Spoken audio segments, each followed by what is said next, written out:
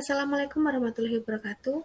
Di sini saya beserta teman-teman saya akan menjelaskan mengenai tugas Alsin Puslit Koka pada mata kuliah Mesin Peralatan Industri Pertanian.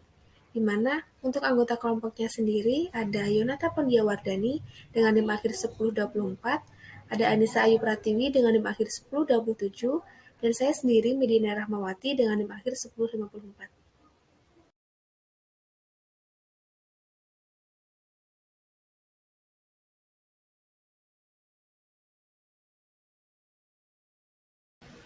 Yang pertama ada mesin blending dengan mekanisme kerjanya.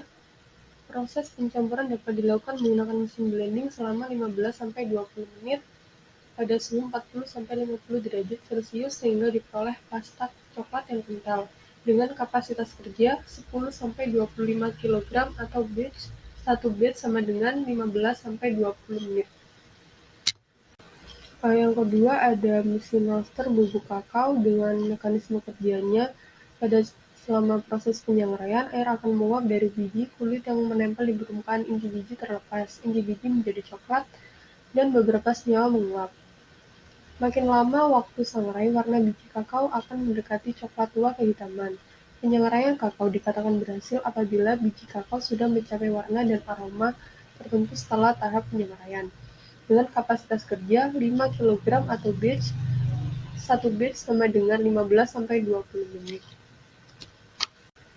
Yang ketiga ada mesin pengayak bubuk kakao dengan mekanisme kerja. Yang pertama mempersiapkan alat steaming dengan memanaskan terlebih dahulu. Yang kedua setelah panas biji kakao dimasukkan ke dalam silinder.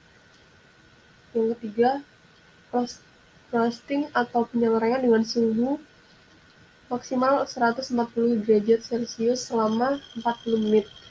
Yang keempat, pengistirahatan biji kakao hingga dingin. Yang kelima, dilakukan pemastaan nib biji kakao hingga menjadi pasta. Yang keenam, kemudian dilakukan pengempaan atau pengepresan hingga menghasilkan lemak kakao. Yang ketujuh, setelah berbentuk bungkil, tahap selanjutnya penghancuran bungkil kakao dengan mesin penghancur bungkil. Yang ke-8, diistirahatkan dan kondisi bubuk kasar telah dingin, maka tahap selanjutnya adalah couching, yaitu mengubah bubuk agar bertekstur. Selanjutnya, pengayakan menggunakan mesin pengayak. Yang ke-10, alkalisasi dengan penambahan soda, maizena, gula halus, dan vanili.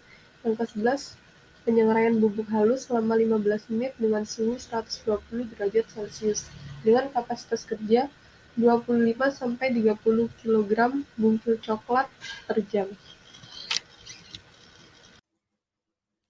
Selanjutnya yaitu mesin roaster atau mesin sangrai kakao yang berfungsi untuk menyangrai biji kakao agar menghasilkan aroma coklat yang terbaik. Untuk prinsip kerjanya yaitu silinder yang dipanaskan dengan kompor berbahan bakar LPG dan diputar dengan motor listrik. Setelah suhu ruang sangrai siap untuk proses penyangraian, bahan sangrai akan dimasukkan ke dalam ruang penyangrai dan proses penyangraian berlangsung. Kemudian setelah kakao matang, kakao akan jatuh ke alat pendingin atau biasa disebut dengan tempering. Selanjutnya yaitu solar box dryer yang berfungsi untuk pengurangan kadar air agar mempermudah proses produksi biji kakao menjadi coklat.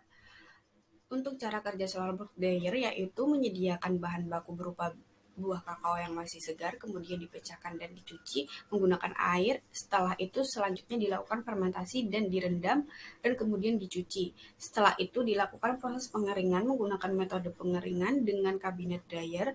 Suhu yang biasa digunakan rata-rata 45, 55, dan 65 derajat Celcius.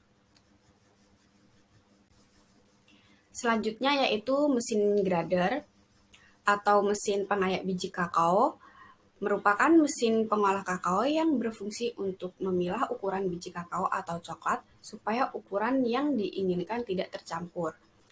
Cara kerja mesin ini sangat sederhana, namun hasilnya bisa maksimal.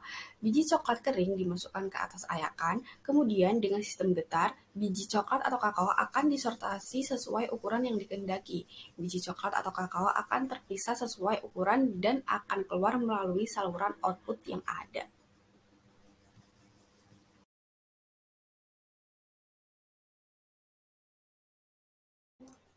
Di sini, saya akan melanjutkan membahas salah satu contoh alat yang digunakan pada proses pembuatan kopi, yaitu mesin pengupas kulit kopi atau coffee pulper, di mana alat coffee pulper ini berfungsi untuk mengupas kulit merah kopi yang baru saja dipanen.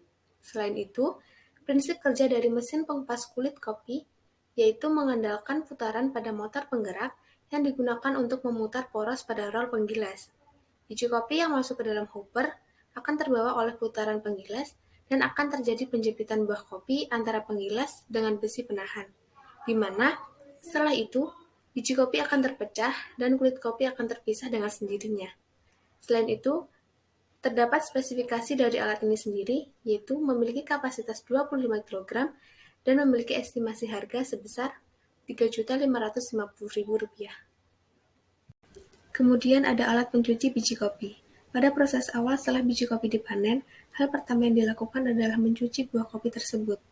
Mesin pencuci kopi ini digunakan untuk mencuci buah kopi matang yang telah dipanen agar bersih dari kotoran yang menempel pada kulit buah.